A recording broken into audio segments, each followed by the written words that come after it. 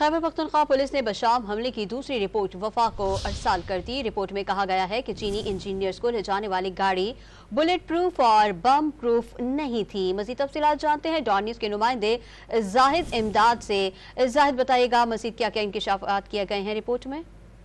जी बिल्कुल, बशाम हमले के मसले से हवाले से अब दूसरी रिपोर्ट जो है वो वफाक को अरसाल कर दी पुलिस ने, जिसमें वाज़ी किया गया है कि जो गाड़ियां थी वो तकरीबन 10 फुट के फासले पर एक दूसरे से आ रही थी। इसी के साथ ही जो धमाका होने के बाद जो गाड़ी है वो 300 फुट नीचे जो है वो खाई में गिरी है। इसी हवाले से जो मजीद रिपोर्ट में ये भी वाज़ी किया गया है कि एक चीनी खातून जो है वो भी इसमें जो है वो हलाक हुई है। ताहम मजमूई तौर पर जो जाए वक़ुआ है और बिल्खुसूस जो खुदकुश हमलावर की DNA है वो भी अरसाल कर दी गई है, उसके सैंपल।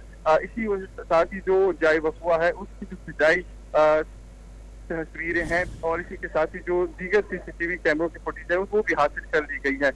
मजमूई तौर पर ये दूसरी रिपोर्ट है बशाम हमले के हवाले से जो पुलिस ने वफाक को अरसाल की है। जाहिद इमदाद हमें तफसीलात से आगाह कर रहे थे। जाहिद, आपका शुक्रिया।